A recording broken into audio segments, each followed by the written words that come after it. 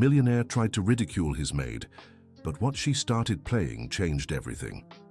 Emily Sullivan nervously adjusted her apron as she heard the laughter coming from the main hall of the Richardson mansion. Her employer, businessman Richard Richardson, had organized yet another one of his famous gatherings to impress investors, and she knew tonight would be different from all the others. "Emily?" Richard's commanding voice echoed through the hallway. "Come here at once." The housemaid took a deep breath before answering the call. As she entered the luxurious hall, she found about 20 elegantly dressed people, all watching her with curious eyes. Richard stood at the center, holding a glass of imported wine, wearing that smile she knew all too well, the one that always preceded her public humiliation. "Ladies and gentlemen," Richard began, gesturing theatrically, "allow me to introduce Emily, my maid of 3 years, a simple woman from humble beginnings who barely finished high school." The words cut like knives, but Emily kept her posture straight, her hands clasped in front of her. She had learned that reacting only made things worse. "Do you know what I discovered today?" Richard continued, walking toward the grand piano that dominated one corner of the room. "Our dear Emily has been playing this instrument when she thinks no one is watching. Can you imagine? A maid thinking she can play a $300,000 Steinway." Muffled laughter filled the room. Emily's face burned with shame, but she remained still. "How about a demonstration?" Richard suggested, dramatically lifting the piano lid. "Go on, Emily. Show our guests your musical skills." The woman hesitated. She knew this cruel game. Richard wanted to expose her to ridicule, to turn her into entertainment for his wealthy friends. But there was something different tonight. Maybe it was the defiant glint in his eyes, or maybe it was simply the exhaustion of 3 years of silent humiliation. Emily walked slowly to the piano. Her fingers trembled as she adjusted the bench. The room fell into absolute silence, everyone waiting for the impending disaster. "Come on," Richard pressed. "Don't waste our time. Play something if you can." Emily closed her eyes for a moment. She remembered her grandmother, Grandma Rose, who had once been a music teacher at the New Orleans Conservatory before losing everything. She remembered the afternoons as a child, sitting beside her at the old out-of-tune piano, learning that music was more than notes. It was soul, it was life. It was the voice of those the world chose not to hear. Her fingers touched the first notes of Chopin's Nocturne Op. 9 No. 2. The pure crystalline sound filled the hall, silencing even the breaths of the audience. Emily wasn't just competent, she was extraordinary. Each note flowed with flawless technique, but more than that, with an emotional depth that made hearts... Richard paled. His confident smile vanished, replaced by an expression of utter shock. The guests who had been laughing moments before now watched in awe. But Emily didn't stop there. Without pause, she transitioned into Liszt's Hungarian Rhapsody No. 2, a notoriously difficult piece that demanded extreme virtuosity. Her fingers flew across the keys with an agility that seemed impossible for someone who was supposedly just a maid. "My God," whispered one of the guests, Mrs. Margaret Thornton, a well-known patron of the arts. She's brilliant." Richard took a step forward as if to interrupt, but was stopped by the warning glance of his top investor, Mr. Anthony Blackwell. Emily kept playing, lost in her own world. Tears streamed silently down her face as memories flowed with the music. She remembered the day her grandmother passed away, leaving her orphaned at 15. She recalled having to leave the conservatory for lack of money, how every door closed, how she ended up accepting the job at the Richardsons' house just to survive. When the final notes echoed through the hall, the silence was so deep you could hear the ticking of the wall clock. Emily remained seated, her hands still on the keys, her shoulders trembling slightly. It was Margaret Thornton who broke the silence, standing and applauding vigorously. One by one, all the guests followed suit until the room erupted in enthusiastic applause. "Extraordinary," exclaimed Anthony Blackwell. "Richard, you have a true artist in your home." Richard forced a smile, but his eyes betrayed fury. This wasn't what he had planned. Emily was supposed to stumble over the notes, play something simple and clumsy. She wasn't supposed to humiliate him in his own home. "Yes, well," Richard stammered. Emily has her hidden talents. Hidden? Margaret approached Emily, who still sat at the piano. My dear, where did you study? Who was your teacher? Emily looked up, meeting the woman's kind gaze. My grandmother, ma'am. Rose Sullivan. She taught at the New Orleans Conservatory until... Rose Sullivan? Margaret's eyes widened. The Rose Sullivan, my God, I knew her. She was one of the finest pianists this country ever produced. What happened to her? Emily lowered her gaze. She lost everything when my grandfather died. Debts, the house, the piano, all taken. She raised me on what little she could earn giving private lessons. And you, Margaret pressed, with that talent, you should be on stage, not cleaning houses. Emily finished with a sad smile. Life doesn't always take us where our talents could shine, Mom. Richard cleared his throat loudly, trying to regain control. Well, I think we've had enough entertainment for tonight. Emily, you may return to your duties. But Margaret didn't move. Richard, we must talk. This talent can't go to waste. I'd like to... With all due respect, Mrs. Thornton, Richard interrupted, his voice strained with forced politeness. Emily has an employment contract with me. She's my employee. So what? Anthony Blackwell interjected. That doesn't stop her from developing her talent. Richard, you could be supporting an extraordinary artist. Richard clenched his fists, struggling to keep his composure. Emily has responsibilities in this house. I can't just... Mr. Richardson. Emily finally stood, her voice calm but firm. I fulfill all my duties. I wake at 5 in the morning, work until 10 at night. The piano, I only play in the rare free moments when you're not home. Listen, here. Richard stepped closer, lowering his voice threateningly. You were hired to be a maid, not a pianist. If you wanted to be a musician, you should have looked for another job. With what qualifications? Emily met his gaze. With what money for studies? With what connections? You know very well people like me have no choices, Mr. Richardson. The tension in the room thickened. Guests watched the confrontation with growing discomfort. Perhaps we should go, one of the businessmen suggested. No! Margaret stamped her foot. I won't leave until this is settled. Emily, would you give a private recital at my home? I'll pay well, very well. Richard laughed, a harsh, humorless sound. She has exclusivity with me, Mrs. Thornton. It's in the contract. Exclusivity for domestic work, corrected Anthony Blackwell, who was a lawyer. Not for artistic performances, unless you specified that in the contract. Richard paled even further. Of course, he hadn't specified. Who would have imagined? His housekeeper was a virtuoso pianist. Dear listener, if you're enjoying the story, take a moment to like and especially subscribe to the channel. It helps us newcomers a lot. Now continuing. Emily watched the argument with a mix of hope and fear. In the 3 years she'd worked for Richard, she'd learned he didn't accept defeat easily. She knew his explosive temper, his need for control, his calculated cruelty. Listen, everyone, Richard raised his voice. This is my house and Emily is my employee. I appreciate the interest, but the matter is closed. Emily, leave. Emily made to go, but Margaret held her arm. Wait, Richard, how much do you pay her? That's none of your... How much? Margaret insisted. Minimum wage, Emily answered quietly, plus room and board. Gasps of surprise echoed through the room. Minimum wage? Margaret was outraged. For someone with that kind of talent? Talent doesn't pay bills, Richard retorted. She agreed to the terms. Because she had no choice. Margaret's face flushed with anger. Richard, this is exploitation. It's a legal contract, Richard crossed his arms. If you don't like it, that's your problem. Emily felt tears threatening to return. For a brief moment, she had dreamed. She had imagined a different life, a chance to honor her grandmother's legacy. But reality was relentless. Excuse me, she murmured, trying to pull away from Margaret.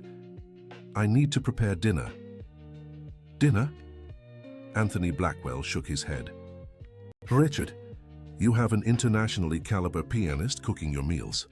She's a maid who can play piano, Richard corrected with disdain. Let's not exaggerate. That was the last straw for Emily. Years of silent humiliation, stifled talent, buried dreams. It all exploded in that moment. You're right, she said, lifting her chin. I am a maid, but I'm a maid who just played Chopin and Liszt better than any of the pianists you pay fortunes to perform at your events. I'm a maid who speaks 3 languages because my grandmother insisted culture isn't measured by money. I'm a maid who could be on stage at Lincoln Center but is here, cleaning up your mess, because the world is unfair to people like me. The silence that followed was deafening. Richard was livid, a vein throbbing at his temple. How dare you? How dare I? Emily laughed bitterly. How dare I what? Speak the truth. Show I'm more than the uniform I wear. You brought me here to humiliate me, Mr. Richardson. To show your wealthy friends how amusing it is to have a maid who dares to touch your expensive piano. But it backfired, didn't it? You're fired, the words hissed out. Richard! Several guests protested at once. Get out, he exploded. All of you, the party's over. But no one moved. Everyone watched the drama unfold with a mix of fascination and horror. Fine. Emily untied her apron with sharp movements. I quit. I'd rather starve with dignity than spend another day being treated like an object. How you have nowhere to go, Richard smirked cruelly. No references, no money, what will you do? Play piano on the street? If I have to. Emily lifted her chin higher. Emily, wait, Margaret stepped forward. Come work for me, not as a maid, but as a resident musician. I run a social project for underprivileged children. We need someone like you. Hope flickered in Emily's eyes, but Richard was quicker. She has to serve her notice. 30 days. It's in the contract. I'll pay. The fine, Margaret countered immediately. It's not about money, Richard smiled slyly. It's about principles. Contracts must be respected. Emily knew that look. Richard was going to make her last 30 days a living hell. It was his way of punishment, his petty revenge. I'll serve. The notice, she said calmly, but on one condition. Richard arched an eyebrow. You're in no position to negotiate. No? Emily walked back to the piano. What if I refuse to play a single note while I'm here? What if I tell all your future guests exactly how you treated me today? That's blackmail. No, Emily smiled for the first time. That's negotiation. I learned from the best after all. 3 years watching you in action. Some guests laughed nervously. Richard was cornered and everyone could see it. What do you want? He asked through clenched teeth.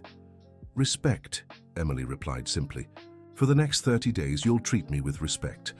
No humiliation, no cruel games. I'll fulfill my duties, and you'll fulfill yours. And if I don't agree? Emily sat back at the piano and began to play. This time, she chose Chopin's Heroic Polonaise, a piece that radiated strength and determination. Her fingers hammered the keys with an intensity that made the instrument sing and weep at the same time.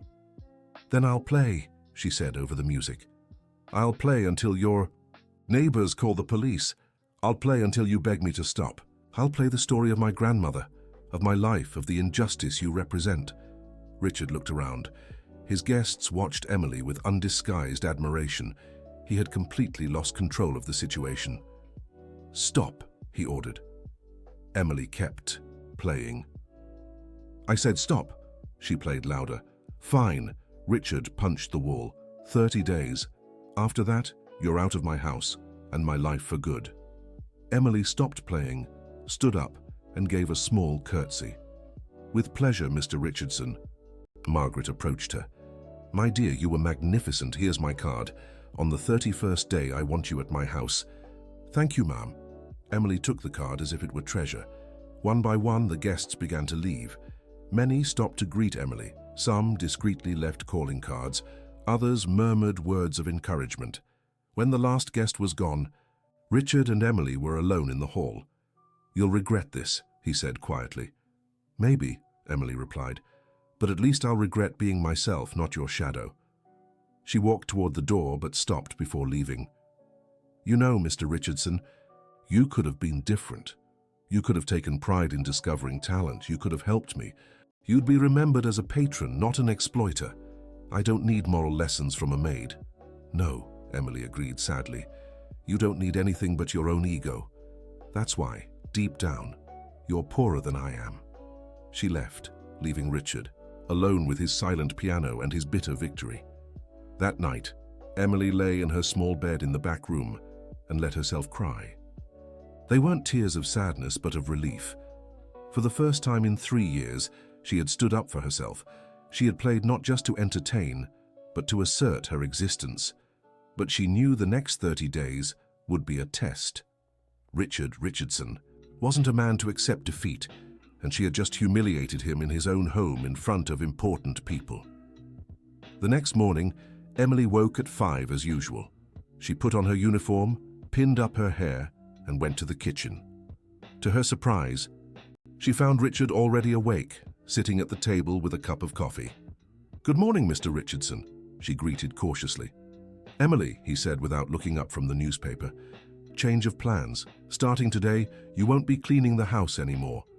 Emily's heart raced. Was he going back on their agreement? "Sir, you'll be giving piano lessons to my niece," he continued in a neutral tone. "2 hours a day. The rest of the time I want you practicing. We have many events coming up in the next 30 days, and I want live music at all of them." Emily blinked, confused. "I don't understand." Richard finally looked up, and there was something different in his gaze. It wasn't kindness. Richard Richardson didn't know kindness. It was pure calculation. Margaret Thornton is one of the most influential women in this city. If she's decided you have talent, then you have value.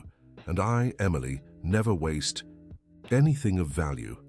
You want me to play at your events? I want you to impress my guests. I want everyone to know Richard Richardson has the best pianist in town under his roof. After 30 days, you leave as agreed. But until then, you're my secret weapon. Emily understood. He'd turned her humiliation into an opportunity, typical.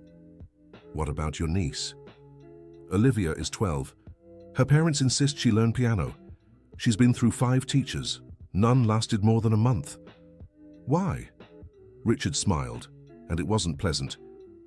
"You'll find out. She arrives at 9. Be ready." He stood and left, leaving Emily with more questions than answers. What should have been a punishment was turning into something else. But knowing Richard, there was some trick, some trap waiting to be sprung. At exactly 9 o'clock, the doorbell rang. Emily, now dressed in more appropriate teaching attire — Richard had ordered her to stop wearing the maid's uniform — went to answer. The girl who entered was a miniature female version of Richard, the same calculating eyes, the same defiantly raised chin. Olivia Richardson was only 12, but already carried the arrogance of someone born with a silver spoon. "You're the new teacher?"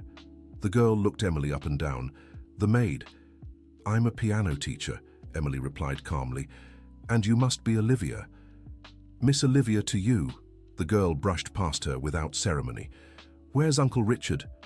"Working. Shall we begin?" Olivia flopped onto the sofa. "I don't want to learn piano, it's boring. I'm only here because my parents are making me." "I see." Emily sat beside her. "What would you like to do then?" The question caught Olivia off guard. Clearly no adult had ever asked her that before.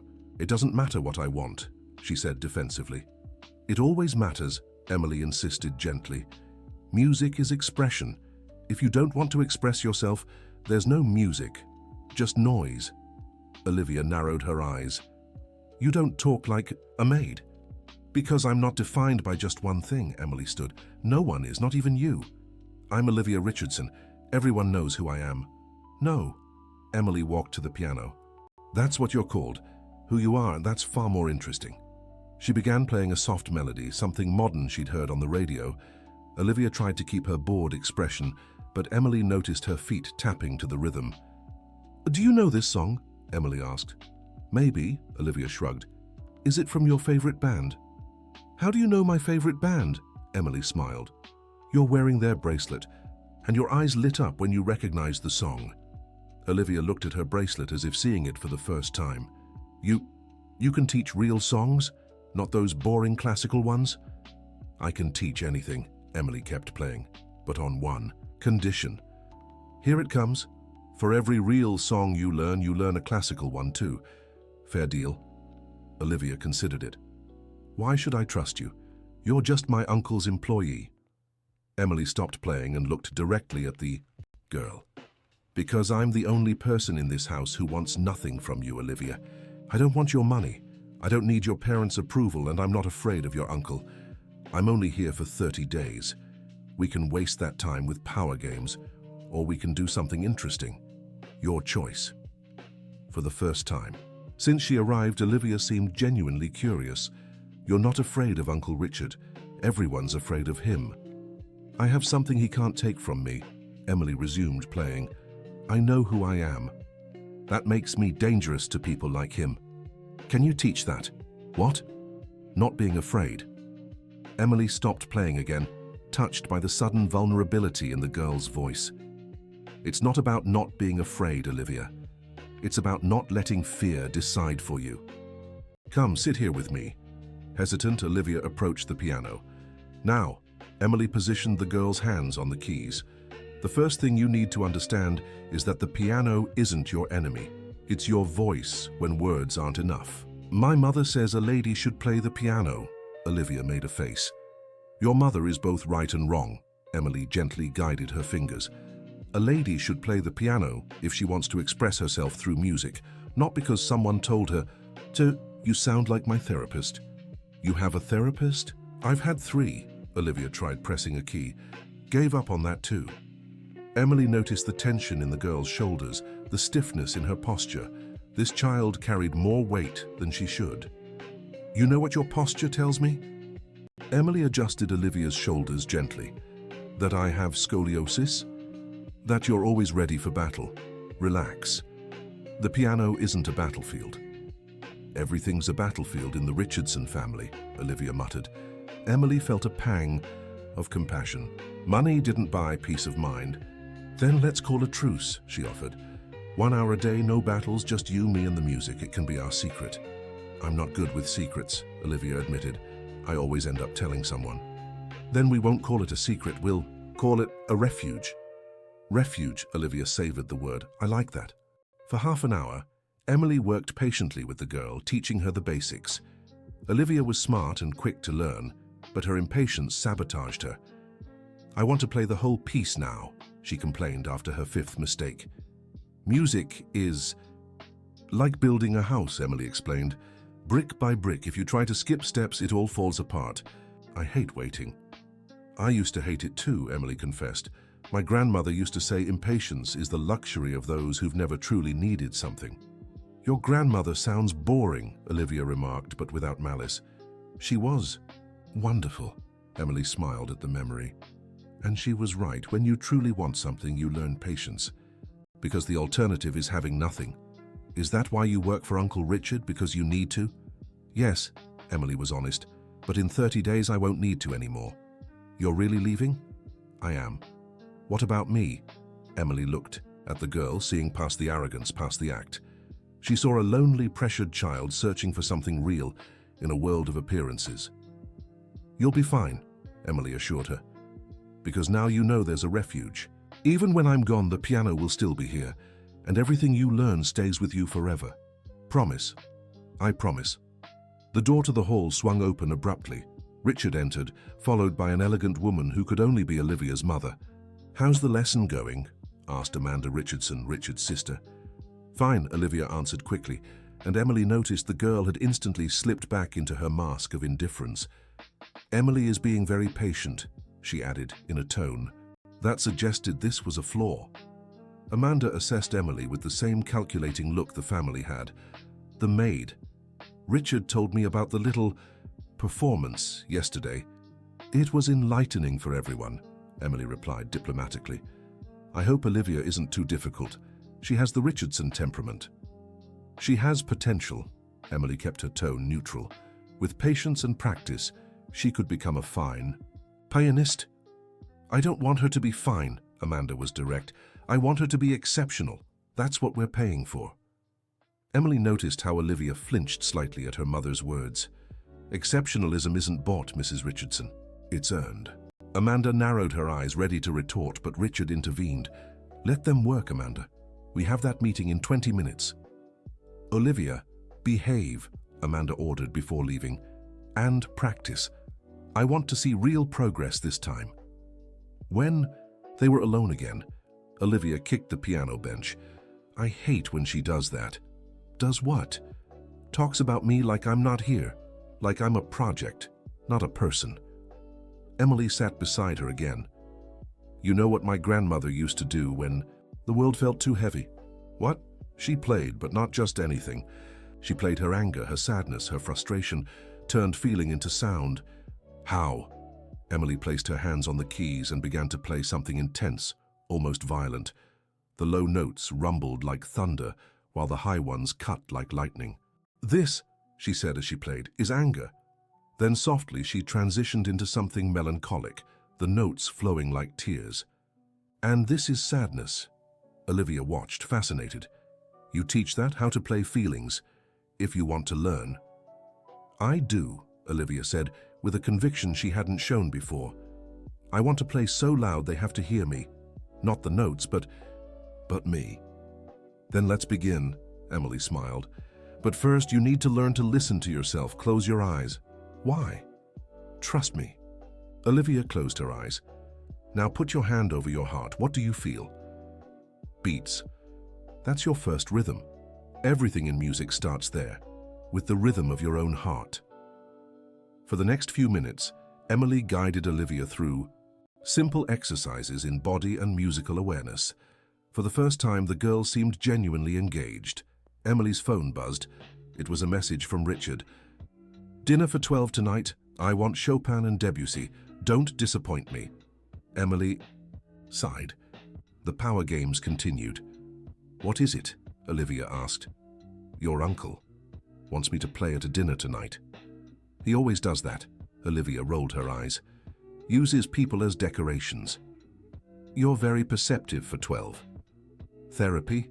Olivia shrugged. The third psychologist was good. Too bad Dad thought she was making me too questioning. Emily shook her head. This family had problems far beyond what she could fix in 30 days. Olivia, can I ask you something? You already are. If you could change one thing in your life, what would it be? Olivia thought for a long moment. I wish someone would see me. Not the Richardsons' granddaughter, not the heiress, not my parents' project, just Olivia. I see you, Emily said softly. For how long? Olivia asked with premature bitterness. Until you leave like everyone else? Emily had no answer. In 30 days, she really would leave. That was the plan, the agreement. But looking at this, lonely girl, something inside her twisted.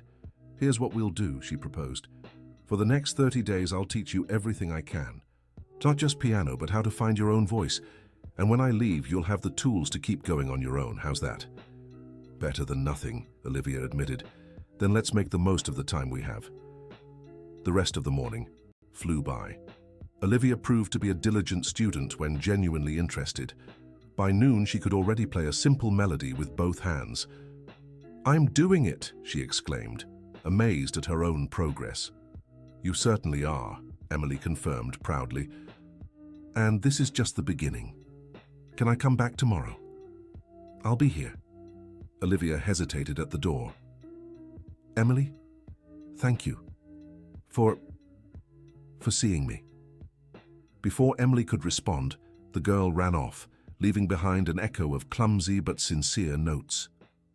Emily remained seated at the piano, processing the morning. In 3 years working in that house, it was the first time she felt she was making a difference in someone's life. Her phone buzzed again. Another message from Richard. Wear the black dress in your room. No maid uniform today. Curious and cautious, Emily went upstairs to check. On her bed lay an elegant evening gown, clearly expensive. A note was attached. If you're going to play like a concert pianist, dress like one. Emily picked up the dress, feeling the fine fabric between her fingers. It was beautiful, but she knew Richard well enough to understand his gifts came with invisible strings. She was about to try it on when she heard raised voices from downstairs. Richard and someone else were arguing heatedly. You can't just show up here. Richard's voice was laced with anger.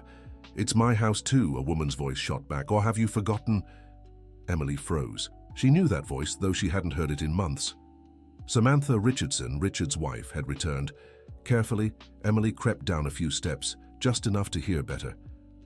You lost that right when you left, Richard hissed. "I left because you cheated on me," Samantha fired back, "with my best friend." "That was 2 years ago, Samantha. You can't just waltz back in whenever you please." "I can and I will. My lawyer says I have rights. Half of everything is mine." "Including my debts?" Richard laughed bitterly. "What debts, Richard? What are you talking about?" Emily retreated. This wasn't her business, but the words echoed in her mind. Debts? Richard Richardson, the flashy millionaire, had debts. She returned to her room and closed the door. The dress on the bed now seemed even more ominous. What was Richard scheming? By 7 that evening, Emily came downstairs dressed for dinner. The black gown fit perfectly, transforming her from a maid into a lady. She had pinned her hair into an elegant updo and applied light makeup. Richard waited in the parlor, impeccably dressed. When he saw her, something flickered in his eyes, surprise, maybe even admiration, before it was quickly suppressed. "Appropriate," was all he said. "The guests arrive in half an hour. You'll play during dinner. Background music, nothing too flashy?"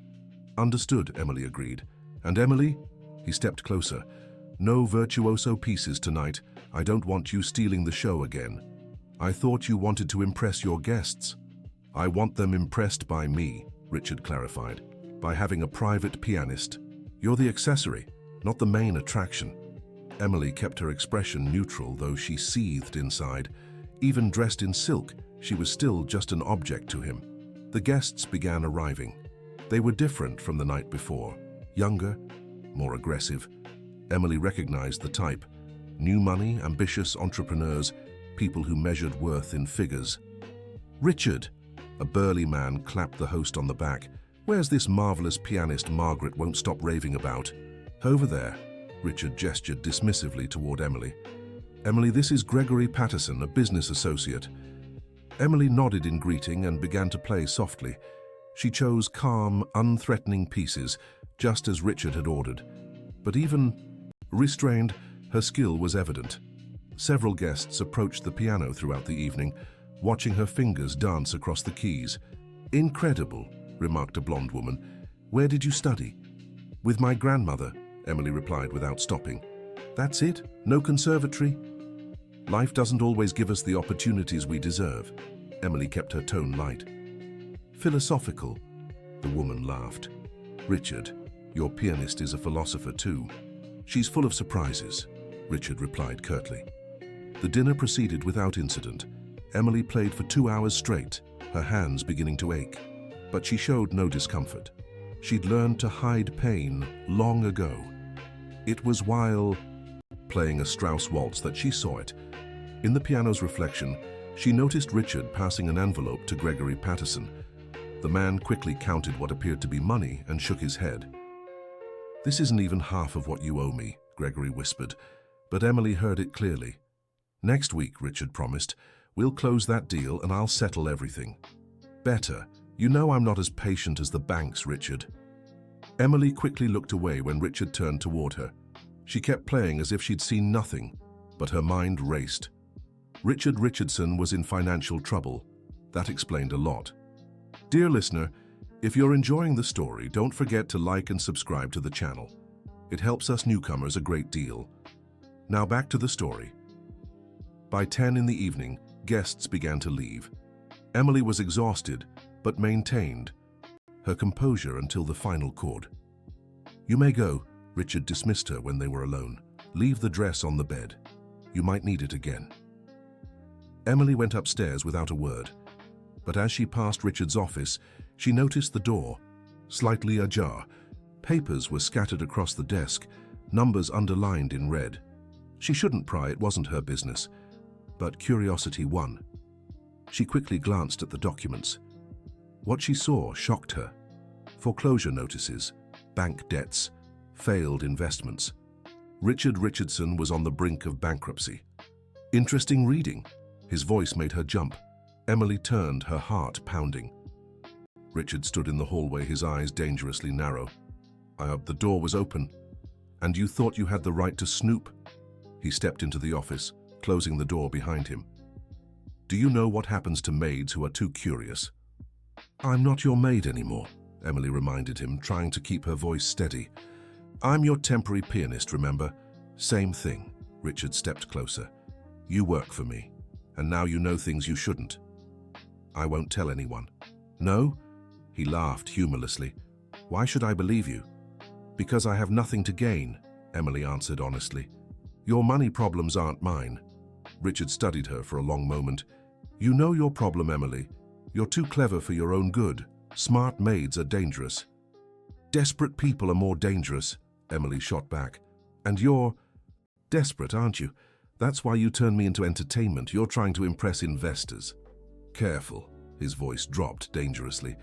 Or what, you'll fire me? Emily crossed her arms. You need me for the next 29 days. Margaret Thornton is watching. If I disappear suddenly, she'll ask questions. Questions you can't afford to answer right now. Richard stepped back, surprised by her boldness. What do you want? Nothing, Emily said truthfully. I just want to finish our agreement and leave. But if you're going to use me as bait for your investors, at least be honest about it. Honesty, Richard spat the word. You want honesty? Fine. Yes, I'm broke. Yes, I need to close deals urgently. And yes, you're part of the show. A private classical pianist suggests stability, culture, success. Satisfied? Emily nodded slowly. Thank you for the honesty. Now, if you'll excuse me, I'm tired. She made to leave, but Richard grabbed her arm. If you tell anyone about this, I won't. Emily pulled her arm free. Not because I'm afraid of you, but because, believe it or not, I don't wish you harm. You're already doing a fine job of that yourself. She walked out, leaving Richard standing in his office, surrounded by papers documenting his downfall. In her room, Emily shed the expensive dress and slipped into her simple nightgown. Lying on the narrow bed, she reflected on the night's revelations. Richard Richardson, the man who humiliated her for pleasure, was struggling to keep up appearances. Part of her felt a petty satisfaction, but another part, the part shaped by her compassionate grandmother, pitied him. She knew the desperation of poverty, the fear of losing everything. It was a fear that ate at the soul. The next day, Olivia arrived promptly at 9. But something was different. The girl looked worn, her eyes red. What happened? Emily asked gently. Nothing. Olivia sat at the piano with unnecessary force. Olivia. They fought all night, the girl burst out. Mom and Dad. About money, about Uncle Richard, about everything. I hate when they fight. Emily sat beside her. Do you want to talk about it? Dad said Uncle Richard is dragging the family down, that he lost everything at the casino and in stupid investments. Mom defended him, said family is family. Then, Dad said horrible things and... Olivia started crying. Emily hugged the girl, feeling her small body tremble against hers. Shh, it's okay. It's not, Olivia sobbed. Nothing's okay. Everyone in this family only cares about money and power. No one really cares about anyone. Emily let her cry, knowing sometimes tears were necessary. When Olivia calmed, she took a handkerchief and gently wiped the girl's face.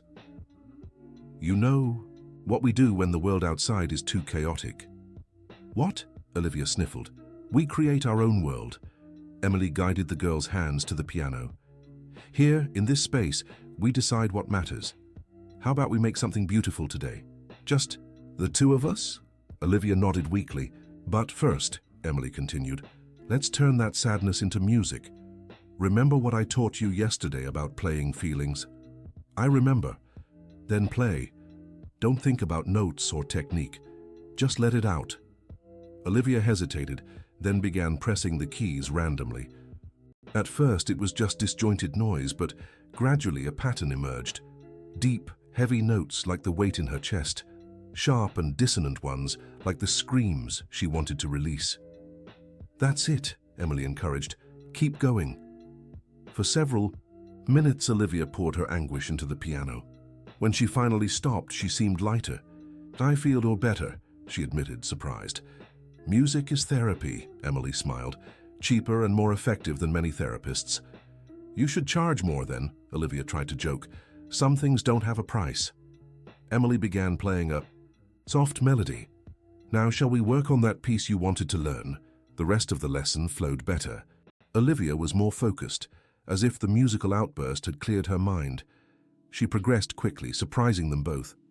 "I'm good at this," she exclaimed after nailing a difficult passage. "You are," Emily agreed. "You have natural talent. With dedication, you could be extraordinary. Like you. Better than me," Emily said honestly. "You have opportunities I never had. Don't waste them." "But you said none of this matters," Olivia gestured to the mansion around them. "I said it's not all that matters," Emily corrected. "Money opens doors, Olivia. The trick is choosing which ones to walk through." Before Olivia could respond, Richard entered the hall. He looked like he hadn't slept, deep circles under his eyes. "Olivia, your mother is here to pick you up." "But my lesson, it's over," he cut in. "Go." Olivia glanced at Emily, who nodded encouragingly. The girl left reluctantly. "We need to talk," Richard said, as soon as they were alone. "About what?" "Tonight. There's another dinner. More important than last night's. I need you to play like you've never played before." "I thought you didn't want me to steal the spotlight. Change of plans." Richard ran a hand through his hair. "Gregory Patterson is bringing a Japanese investor. They appreciate culture. I need you to impress them. And if I refuse," Richard fixed her with a hard stare, "then I'll tell Margaret Thornton you've been stealing from the house. Who do you think she'll believe, the respected millionaire or the maid?" Emily felt her blood run cold. "You wouldn't do that." "Don't test me," Richard warned. "I'm fighting for survival here. I'll do what I must, including destroying my only chance at a better life. If I have to," he said, without hesitation. Emily closed her eyes, weighed down by the injustice. Even when she tried to break free, the chains of power pulled her back. "What do you want me to play?" "Something Japanese," Richard relaxed slightly. "Show we respect their culture, then classics. The best. I want this man to leave thinking, I'm the most cultured, sophisticated man in America." "You're a broken man trying to keep up appearances," Emily murmured. "And you're a maid trying to be a pianist," Richard shot back. "We all pretend to be something we're not, Emily. The difference is, some are better at it." He left, leaving Emily alone with the piano and her bitter truths. The rest of the day passed in preparation. Emily researched traditional Japanese songs, practiced pieces she hadn't played in years. If she was forced to do this, she'd at least do it well. By 6, she went upstairs to get ready. The same black dress awaited her, but this time there were jewels too. A pearl necklace and matching earrings. "Props for the show," she whispered to herself. When she came down, the hall had been transformed. Oriental flower arrangements, soft lighting, every detail carefully planned to impress. Richard looked her over and nodded approvingly. "Perfect. Remember, Emily, my future depends on tonight. Don't ruin it." "And my future?" she asked. "You'll have your job with Margaret," Richard shrugged. "Isn't that enough?" Before she could answer, the first guests arrived. Gregory Patterson entered with an elegant Japanese gentleman, whom Richard introduced as Takeshi Yamamoto. Emily began with a traditional Japanese piece, Sakura. Mr. Yamamoto's face lit up with surprise and delight. "Beautiful rendition," he remarked in accented English. "You've studied our music?" "A little," Emily replied modestly. "Music transcends borders." "True," he smiled. "Please continue." She transitioned smoothly into Western classics, each piece chosen to showcase versatility and skill. Mr. Yamamoto listened intently, occasionally closing his eyes to better appreciate the music. During a break, she caught fragments of the business conversation. "Guaranteed return within 2 years," Richard was promising. "Numbers seem optimistic," Mr. Yamamoto observed calmly. "With your expertise and my knowledge of the local market," Gregory interjected. Emily resumed playing but kept her ears open. Richard was promising the impossible. She could feel it. It was during the performance of the Moonlight Sonata that everything changed. Emily was completely immersed in the music when she sensed a presence beside her. Mr. Yamamoto had approached. "You play with your soul," he said softly. "Not just technique. Where did you learn?" "From my grandmother," Emily replied without stopping. "She used to say music without soul is just organized noise." "A wise woman," he said, sitting in a nearby chair. "Tell me about her." As she played, Emily spoke of Grandma Rose, of life lessons disguised as music lessons. Mr. Yamamoto listened with genuine interest. "And why aren't you on stage?" he finally asked. Emily hesitated, then opted for partial honesty. "Life doesn't always lead us where our talents shine brightest." Mr. Yamamoto grew thoughtful. "Richard-san is lucky to have you in his home. I'm just an employee," Emily clarified. "No," the Japanese gentleman shook his head. "You are an artist. There's a difference." Richard appeared, clearly uneasy about the prolonged conversation. "Mr. Yamamoto, don't let Emily monopolize your attention. We have other matters." "Music is an important matter," Mr. Yamamoto gently interrupted. "A man who appreciates good music usually has good character."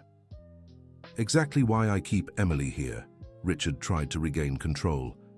"I believe in supporting the arts." Mr. Yamamoto looked from Richard to Emily, something passing through his sharp eyes.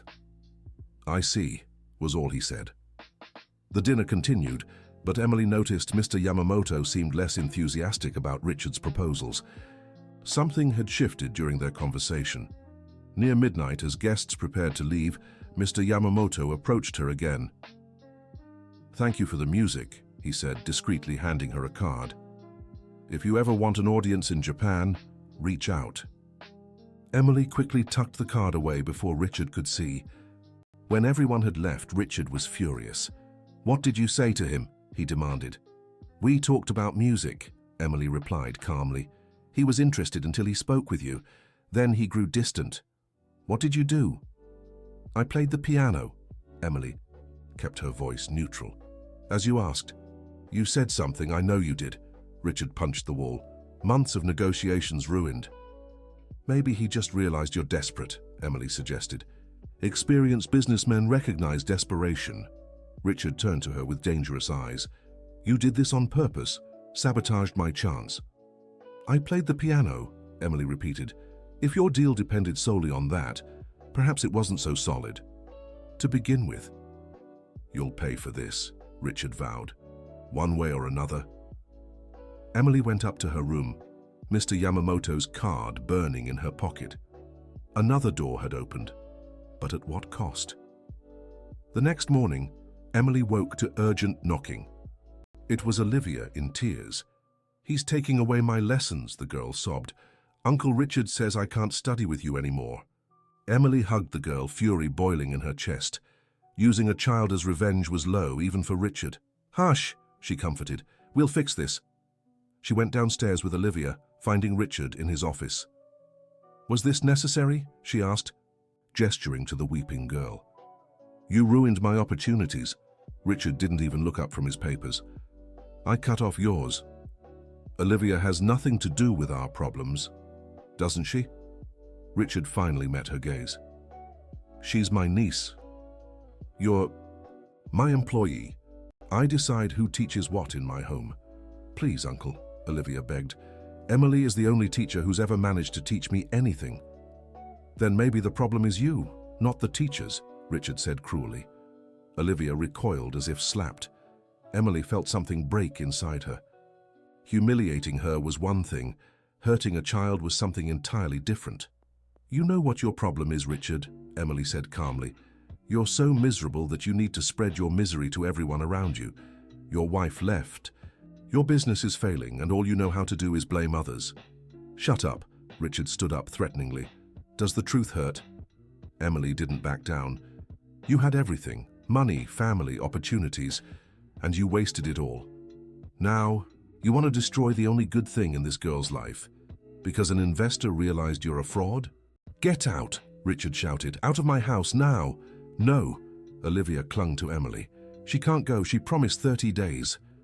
"Promises can be broken," Richard grabbed his niece's arm. "Life lesson for you." "Let me go," Olivia struggled. "You're mean, that's why Aunt Samantha left." Richard released the girl as if she'd burned him. For a moment, raw vulnerability crossed his face before the mask of anger returned. "Half an hour," he said to Emily.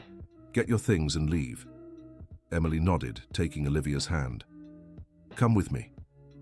In the room, as Emily packed her few belongings, Olivia cried silently. "You promised," the girl whispered. "You promised 30 days." "I know."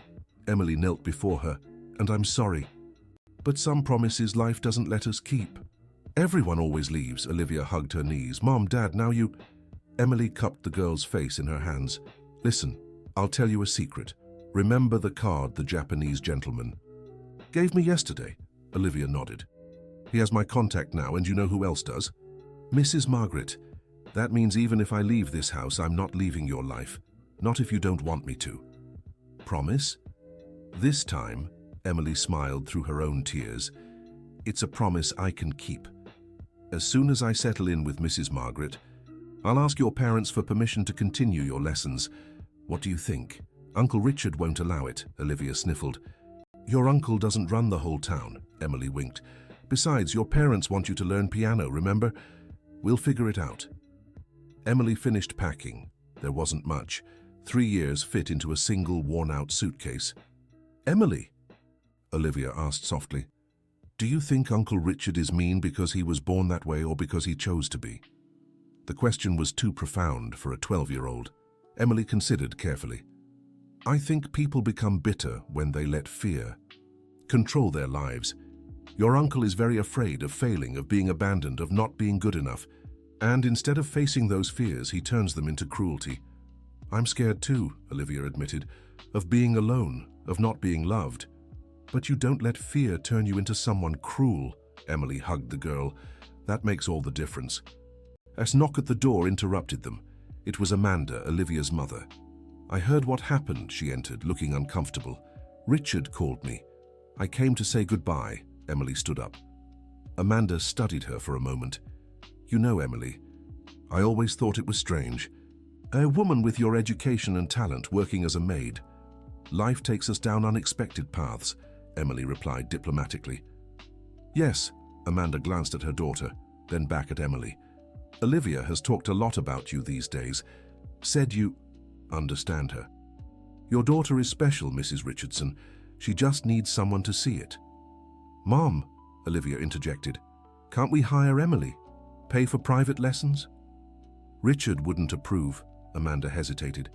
Since when do you need his approval? Olivia challenged. You always say strong women make their own decisions. Emily hid a smile. The girl learned fast. Amanda seemed surprised, then thoughtful. Do you have my number? She asked Emily. No, but... Amanda took a card from her purse. Call in a few days. When Richard calms down, we can arrange something discreet. Thank... So who? Emily carefully tucked the card away. Mom! Olivia hugged her mother. Thank you. Don't thank me yet, Amanda warned. Your uncle could make our lives difficult. He already does, Olivia observed with precocious wisdom. Amanda sighed. Out of the mouths of babes. Emily, at least let me drive you. Where are you going? Emily gave the address of the small hotel where she planned to stay until she contacted Margaret. It was all she could afford with her savings. The car ride was quiet. Olivia held Emily's hand as if afraid she might vanish. When they arrived, Amanda insisted on paying for a week's stay. Consider it an advance, she said, cutting off Emily's protests, for future lessons. After tearful goodbyes with Olivia and promises to see each other soon, Emily was finally alone in her small hotel room. She sat on the narrow bed, the reality of her situation sinking in. She was unemployed, with little money, relying on promises that might not come through. But she was also free. For the first time in 3 years, she didn't have to wake at 5 in the morning to serve someone who despised her. She didn't have to swallow daily humiliations. She picked up the phone and dialed Margaret Thornton's number. The secretary answered and scheduled a meeting for the next day. Then she looked at Mr. Yamamoto's card. On the back he had handwritten, "True talent always finds its way." Emily pressed both cards to her chest. Maybe, just maybe, her path was finally opening. But she knew life well enough to understand nothing was guaranteed. Richard could still cause trouble. Promises might not materialize. The world was rarely fair to people like her. Still, for the first time in a long while, Emily allowed herself to hope. She lay on the uncomfortable hotel bed and on impulse began moving her fingers as if playing piano in the air. In her mind, the music flowed freely. It wasn't Chopin or Liszt, it was her own composition, something she'd unconsciously built over the years. The music of her life, starting melancholic, full of loss and sorrow, but gradually, stubbornly, finding moments of beauty and strength. Tomorrow she'd face whatever came, but today, in this moment, Emily Sullivan was no one's servant. She was simply herself, a woman with music in her soul, and finally the chance to let it sing. The phone rang, interrupting her thoughts. It was an unknown number. "Hello? Emily?" A familiar woman's voice. "It's Samantha. Samantha. Richardson." Emily sat up abruptly. "Mrs. Richardson." "Former Mrs. Richardson," Samantha corrected bitterly. "I heard what Richard did. Typical of him. Listen, can we meet? I have a proposal that might interest you." "What kind of proposal?" "The kind that could give us both what we want," Samantha said cryptically. "How about coffee tomorrow morning, before your meeting with Margaret?" Emily hesitated. Getting further involved with the Richardson family seemed risky, but curiosity and need won out. Where and when? After arranging the details, Emily hung up with more questions than answers. What did Samantha want? How did she know about Margaret? She spent the night awake, her mind racing through possibilities. By sunrise, Emily was dressed and ready. She'd chosen her best clothes, simple but dignified. The cafe Samantha picked was elegant and discreet. Emily found her at a back table, wearing sunglasses despite the indoor setting. "Thanks for coming." Samantha removed her glasses, revealing eyes red from crying. "I know you must be wondering, why does Richard's ex-wife want to talk to me?" Emily finished. "Yes, I'm curious." Samantha laughed without humor. "Straight to the point, I like that. Richard always hated direct people, prefers his little games." "I know those games well." "I imagine so." Samantha ordered coffee for both of them. "Emily, I'll be frank, I need your help." "For what?" "To stop Richard from completely destroying what's left of the family's assets." Samantha lowered her voice. "He's betting everything on increasingly risky investments. Desperate to keep up appearances. And what does that have to do with me? You lived in the house for 3 years. You saw things, heard things, and more importantly," Samantha leaned in, "you have access to Olivia's trust, and Olivia has access to information the adults think she doesn't understand." Emily recoiled. "I won't use a child." "I'm not asking you to," Samantha hurried to say. "I'm asking you to protect her. If Richard continues down this path, he'll lose everything, including shared custody of Olivia with her uncle." "Olivia isn't Richard's daughter," Emily frowned. "But he's her legal co-guardian," Samantha explained. "When Olivia's parents travel, which is often, she's under his responsibility. If Richard goes completely bankrupt, gets involved in truly shady business, Olivia could be affected." Emily understood. "Exactly. I've already consulted lawyers. We need proof that Richard is being irresponsible, that the environment isn't healthy for a child." Emily took a sip of coffee, buying time to think. "Why do you care? You don't have children with Richard."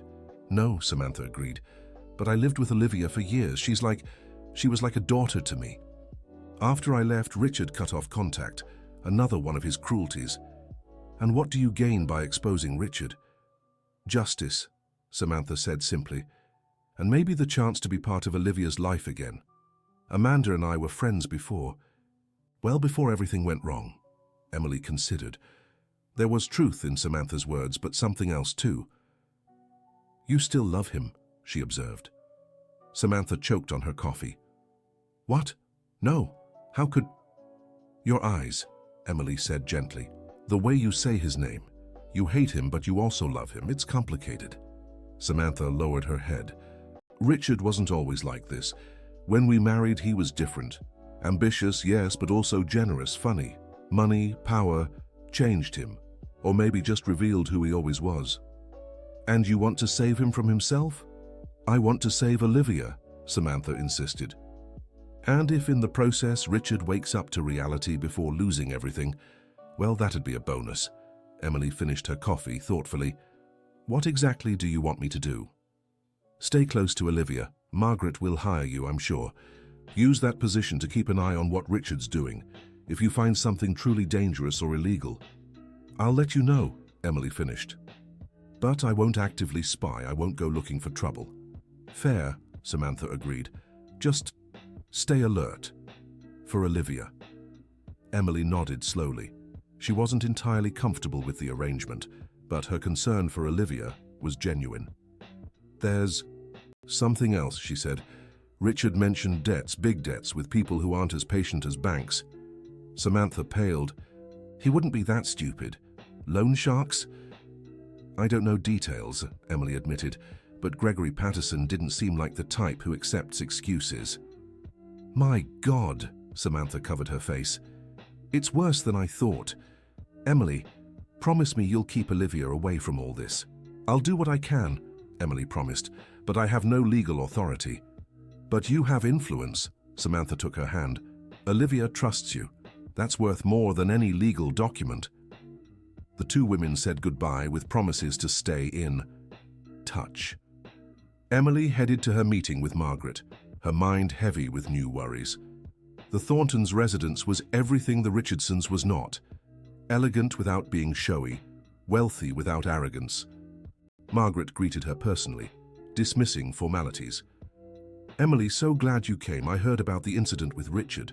Impossible man. Mrs. Thornton. Margaret, please. The older woman guided her to a cozy sitting room. I hate unnecessary formalities. Sit. We have much to discuss. What followed was less an interview and more a conversation between potential friends. Margaret wanted to know everything about Emily's grandmother, her musical training, her dreams. It's a crime for talent like yours to have been wasted, Margaret declared.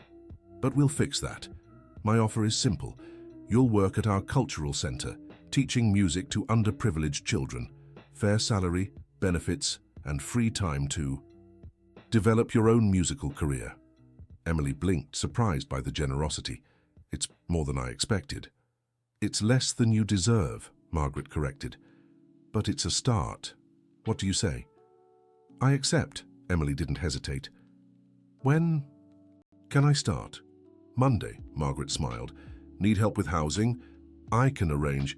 I'm fine for now, Emily thanked her. You're already doing so much. Nonsense, Margaret stood. Come, let me show you the cultural center. You'll love the children. They're terrible, she laughed. In the best possible way. The visit to the cultural center filled Emily with hope. It was a spacious, well-equipped place, full of instruments and possibilities. The children they met were vibrant, curious, brimming with energy that reminded her of Olivia. We'll hold regular performances, Margaret explained. Recitals where the children can show their progress. And Emily, I hope to see you perform too. You've spent too long backstage. Back at the hotel, Emily felt like she was floating. In less than 48 hours, her life had completely changed, from humiliated maid to respected teacher. But her joy was tempered by worry for Olivia. She picked up the phone and called Amanda. Emily, Amanda sounded relieved. Olivia hasn't stopped asking about you. How are you? Good. I got the job with Margaret, Amanda, about Olivia's lessons. Come to dinner tomorrow, Amanda interrupted. We can discuss details, and Olivia would be thrilled to see you. Emily agreed, even though she might run into Richard. But Olivia was worth the risk. The next day she dressed carefully for dinner, choosing a simple but elegant dress she'd bought with part of Amanda's advance. She wanted to show she was no longer the maid they'd known. Olivia's parents' home was modern and welcoming. Olivia answered the door and practically jumped into her arms. You came! You came! Mom said you would, but I didn't fully believe. It and breathe, Emily laughed, hugging the girl. I'm here. Dinner was surprisingly pleasant. Olivia's father, Daniel, was quiet but kind. He asked about music, genuinely interested. Olivia won't stop talking about your lessons, he remarked. Says you understand her. Your daughter is special, Emily replied. She just needs the right environment to flourish. Something Richard never provided, Daniel murmured, then seemed to regret it. Sorry, family troubles. No need to apologize, Emily said carefully. I know family relationships can be complicated. After dinner, while Olivia proudly showed off her progress on the piano, Amanda pulled Emily aside. Richard is furious, she warned. Found out I hired you and made threats. What kind of threats? The usual, Amanda shrugged. Cutting ties, disinheriting her. as if he still had anything left to leave. "Do you know about his financial situation?" Amanda grew serious. "We know. Daniel has been trying to help, but Richard is too proud. He'd rather sink alone than accept help from his brother-in-law. And you're not afraid this will affect Olivia?" "It's our biggest worry," Amanda admitted. "That's why we want to keep her away from him as much as possible. Her lessons are perfect for that." Emily agreed to teach 3 times a week during free afternoons at the cultural center. The arrangement was perfect for everyone, except Richard. 2 weeks passed in relative peace. Emily loved working at the cultural center. The children were challenging but rewarding. Olivia was progressing quickly, flourishing under positive attention. It was on a Thursday afternoon that the problem arose. Emily was leaving the cultural center when she noticed a familiar car parked outside. Richard. He stepped out when he saw her, his face a mask of controlled fury. "We need to talk." It wasn't a request. "We have nothing to talk about." Emily tried to walk past him. Richard blocked her path. "You're turning my family against me." "Your family is making their own decisions." Emily stood firm. "Something you've never respected." "Olivia was obedient before you came along," Richard accused. "Now she questions everything, argues." "Thinks for herself?" Emily suggested. "How terrible." "Don't be smug," Richard stepped closer. "You don't know who you're dealing with." "I know exactly." Emily didn't back down. "A bankrupt man trying to maintain control through intimidation. It doesn't work anymore, Richard." "Bankrupt?" He laughed bitterly. "You know nothing. I closed the deal with Yamamoto. I'm back in the game." Emily frowned.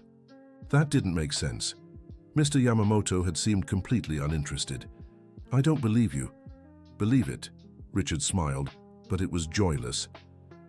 "I had to make concessions, but I got the investment. In 6 months, I'll be on top again."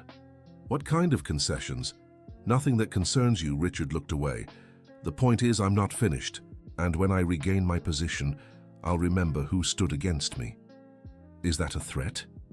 "It's a promise." Richard turned back to his car.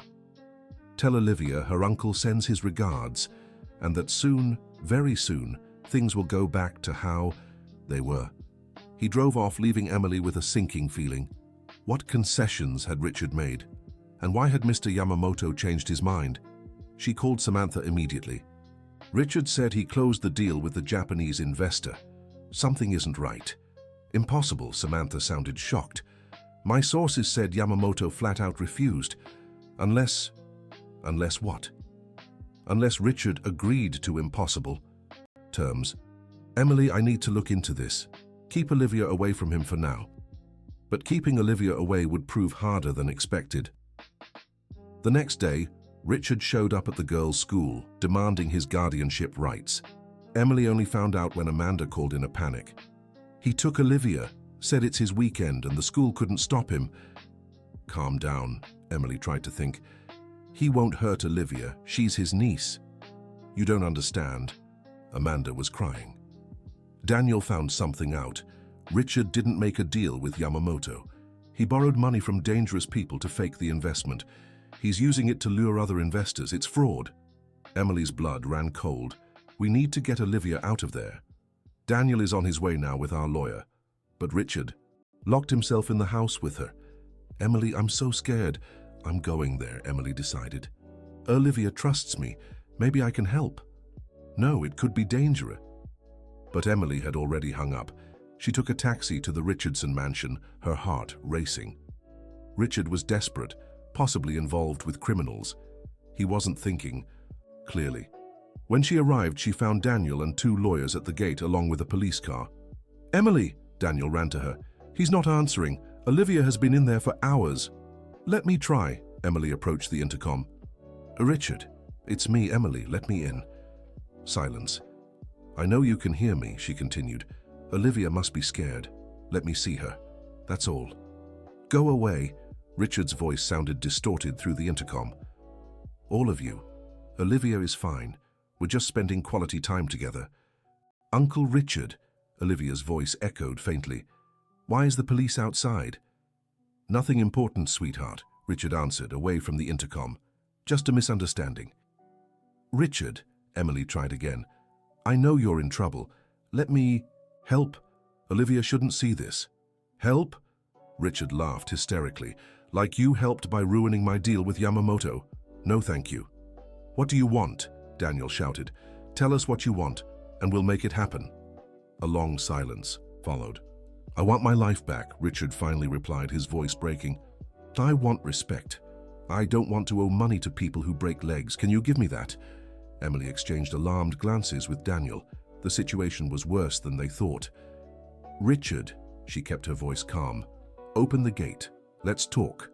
Find solutions, but Olivia needs to come out. She's the only one who still respects me. Richard sounded lost. Did you know that?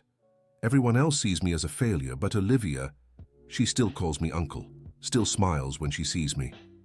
Because she loves you, Emily affirmed. And because you love her, you don't want her to see you like this. Let her go, Richard, then we'll talk just the two of us. Promise? There was childish desperation in his voice. I promise. The gate slowly opened. Daniel moved to rush in, but Emily stopped him. Let me go, alone. If we go in as a group, he might panic. Absolutely not, the officer intervened. It's too risky. That man inside was once powerful and respected, Emily said firmly. Now, he's broken and desperate. The last thing we need is to make him feel even more cornered. Trust me. After much debate, they agreed to let her go in alone on the condition she kept phone contact. Emily walked up the familiar driveway, memories of her 3 years of servitude flooding back. But now it was different. She wasn't the intimidated maid anymore. She was Olivia's teacher, someone with purpose. She found Richard and Olivia in the music room. He was sitting on the couch, his head in his hands. Olivia was at the piano, nervously playing one of the melodies Emily had taught her. Emily, Olivia ran to her. What's happening? Uncle Richard is acting weird, and he won't let me call Mom. It's okay, Emily hugged the girl, keeping eye contact with Richard. Your uncle is just going through a hard time. Why don't you show him how much you've improved on the piano? I don't want to play, Olivia clung to her. I want to go home. Soon, sweetheart, Emily stroked her hair. Richard, she's scared. Richard finally looked up. His eyes were red, his face haggard. He no longer resembled the arrogant man who had humiliated her so many times. I ruined everything, he murmured. Everything I touched, I destroyed. It can still be fixed, Emily said gently. But first, let Olivia go to her parents. She doesn't need to see this. See what? Olivia asked. Uncle Richard, are you sick? Richard looked at his niece as if seeing her for the first time in hours. Sick? Yes, I'm sick, sweetheart. Sick with pride, greed, stupidity. Is there a cure? Olivia asked innocently. Despite everything, Richard gave a weak smile. I don't know. What do you think, Emily? Is there a cure for arrogant fools? There's always hope, Emily replied, but the treatment starts with letting the people who love you help. Olivia, why don't you go outside? Your parents are waiting. But go, Richard said softly. Emily is right. You don't need to see your uncle like this. Olivia hesitated, then ran to hug Richard. Get better soon, Uncle. I want to play the piano for you when you're well. Richard squeezed his eyes shut, fighting back tears. I'd love to hear it. Olivia ran out. Emily heard shouts of relief outside as the girl reunited with her parents. Now alone, Emily sat beside Richard. Tell me everything. And he did. About the gambling debts he'd hidden for years. About the failed investments trying to recover his losses.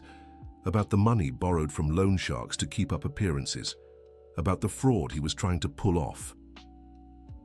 Yamamoto would never invest, Richard laughed bitterly. He saw through me in seconds, but I told everyone the deal was done. I borrowed more money based on that lie. Now you're in real danger, Emily finished. They said if you don't pay, by the end of the month, Richard shuddered. These aren't people who accept excuses.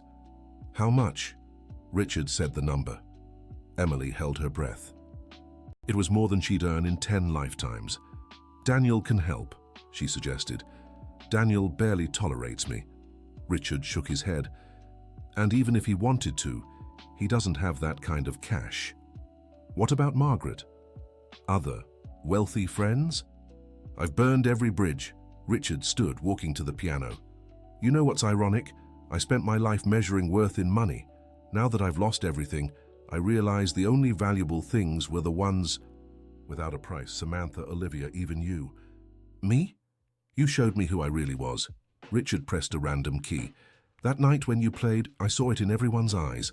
The respect, the admiration, things I thought money could buy, you earned with talent and dignity. Emily didn't know what to say. This vulnerable, reflective Richard was a stranger to her. It's not too late, she finally said. To change, to ask for help, to start over. With loan sharks on my tail? Richard laughed dryly. No, Emily, some stories don't have happy endings. Every story has the ending we... Right, Emily stood. Come on, let's go outside, face your family, tell the truth, ask for help, it's the first step. Richard hesitated for a long moment, then nodded. Together they walked out.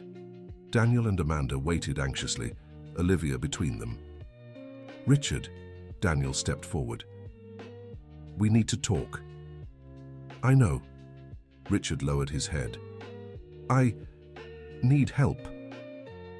The words seemed to physically pain him. Daniel exchanged glances. With Amanda. Let's go to our house, he decided. Away from here. We'll talk calmly. As they prepared to leave, Richard touched Emily's arm. Thank you, he said simply, for coming, for everything. Take care of yourself, Richard, Emily replied, and let others take care of you. She watched the family leave, Olivia waving from the car window. The drama of the Richardsons would continue, but at least now there was hope for resolution. Back in her small apartment, she'd moved out of the hotel the week before, Emily reflected on the surreal afternoon. Richard Richardson, her tormentor, for 3 years reduced to asking for help. There was a lesson there about the fleeting nature of power and the permanence of character. Richard had built his life on sand, and the tide had washed it all away. She, who'd never had anything. But her talent and dignity was more stable than he. The phone rang. It was Samantha. I heard what happened, Emily. That was very brave, or very foolish. Emily sighed. No, Samantha insisted. Brave. Richard called. He told me everything. I'm going to help him. You? I still have resources of my own, Samantha explained. And despite everything, I don't want to see him destroyed. Perhaps this fall is his chance to rise again as a better person. I hope so, Emily said sincerely. For Olivia's sake especially. Emily? Samantha hesitated. Thank you for taking care of her, for being the person none of us could be. After hanging up, Emily sat at the small keyboard she had bought with her first paycheck. She began to play, letting the day's emotions flow through the music.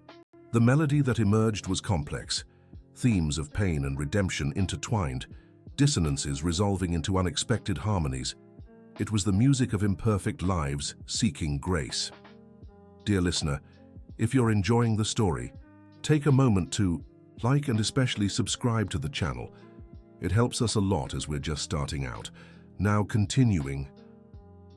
3 months later, Emily was preparing for her first solo recital. Margaret had insisted, rented the theater, and sold tickets for charity. It's your time, Margaret had said. No more staying behind the scenes. The theater was packed. Emily peeked through the curtain, her heart racing. In the third row, she saw familiar faces. Olivia with her parents, Samantha, even Richard. Thinner, humbler but present. Olivia waved enthusiastically. Over the past few months, she had blossomed even more. The lessons continued, now properly paid for, and the girl showed real promise of becoming a professional pianist. Richard had barely survived the crisis. With help from Samantha and Daniel, he negotiated his debts, sold assets, and declared bankruptcy. Now he worked as a junior consultant at Daniel's company. A steep fall, but he was alive and learning. Humility. Ladies and gentlemen, the announcer's voice rang out. It is with great pleasure that we present Emily Sullivan, pianist and teacher at the Thornton Cultural Center. Emily walked onto the stage, her long dress, a gift from Margaret, flowing elegantly. The grand piano waited, spotlights creating a circle of light. She sat, adjusted the bench, and took a deep breath. For a moment she remembered that fateful night at the Richardson house, how life had changed since then. She began with Chopin, the same nocturne she had played to humiliate Richard, but now there was no anger, only beauty. The music flowed pure and true. The program was ambitious, classics interspersed with her own compositions. Each piece told part of her journey. Childhood with Grandma Rose, years of servitude, liberation, rebirth. During one particularly emotional piece, she saw Olivia wiping away tears. The girl had become more than a student. She was almost a daughter of the heart. In the pause between movements, Emily spoke to the audience, something unusual in classical recitals, but Margaret had encouraged it. "This next piece," she said, "is dedicated to all who have ever felt invisible, to those judged by their circumstances, not their worth. It's called Resurrection." It was her most personal composition. It began darkly, low notes echoing like footsteps in empty halls. Gradually, melodies of hope emerged, fighting against the darkness. The climax was triumphant, not aggressive, but affirming. I exist. I matter. I am. When the last note faded, the silence was absolute. Then, like a dam-breaking, applause erupted. The audience rose in a unanimous standing ovation. Emily bowed, tears streaming freely. Through the haze, she saw Richard standing, clapping vigorously. When their eyes met, he nodded, a silent acknowledgement of all that had passed between them. After multiple curtain calls and enough flowers for a garden, Emily finally stepped away from the spotlights. Backstage, she was immediately wrapped in hugs. "It was magnificent," Olivia jumped. "When I grow up, I want to play just like you." "Better," Emily corrected, ruffling the girl's hair. "You'll play like Olivia, unique and special." Richard approached hesitantly. "Emily, He stopped, searching for words. "It was transcendent, truly." "Thank you." She accepted the compliment simply. "I wanted to apologize," he continued, "properly, for everything. There's no excuse for how I treated you." "It's in the past," Emily said honestly. "We've all changed since then. Some for the better," Richard smiled sadly. "I've learned a lot about what really matters. Too late for many things, but still learning." Samantha joined them, naturally looping her arm through Richard's. The two had grown closer during the crisis, not as a couple, but as friends who shared history.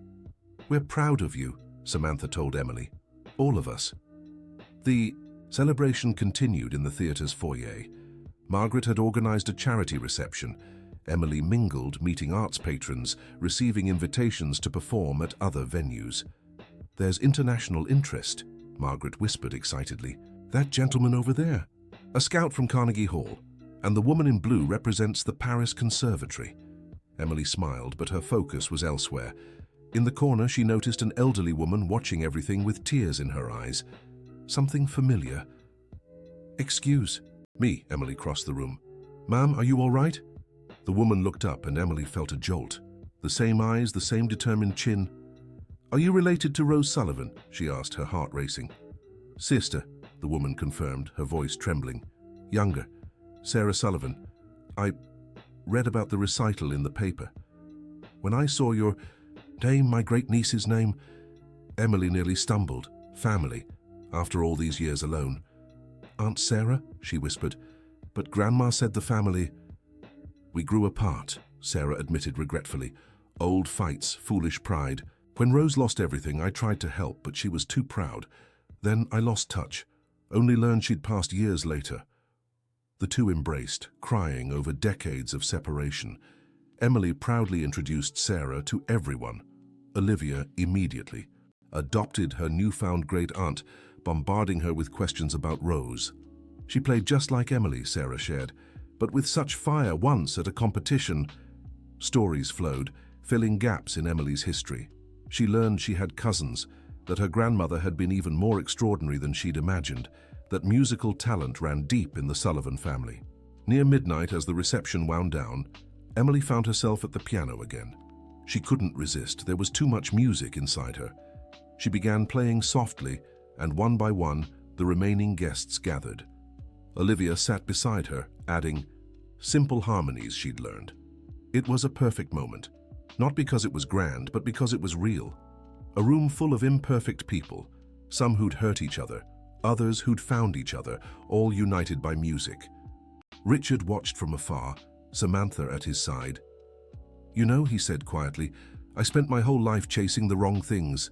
Power, money, control, and it was all here, the whole time. Connection, art, humanity. Better late than never," Samantha replied gently. "Do you think she's truly forgiven me?" Richard asked. "I was monstrous to her." "Emily doesn't hold grudges," Samantha observed. "She's too strong for that." But Richard, "Forgiveness doesn't erase the past. It just allows for different futures." At the piano, Emily transitioned into a melody everyone knew. "Home on the Range." Voices joined in, off-key but earnest. Olivia laughed, trying to keep up. Sarah wiped away tears, remembering her sister. This was how real change happened, Emily reflected. Not with grand gestures or dramatic turns, but with small moments of grace. A proud man learning humility, a child finding her voice, families reconnecting, music building bridges where words failed. The recital had been a success. The offers would come to record, to travel, to teach at prestigious conservatories. Emily would embrace the opportunities, but she would never forget the lessons of the past few months.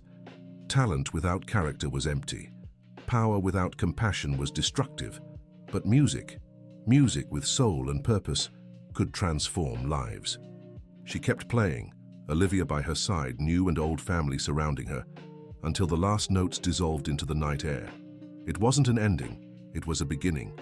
Of careers, of healed relationships, of unwritten futures. Emily Sullivan, who had been invisible for 3 years, now shone brightly. Not out of revenge or validation, but because she had finally found her place in the world. A place where her talent served something greater than ambition.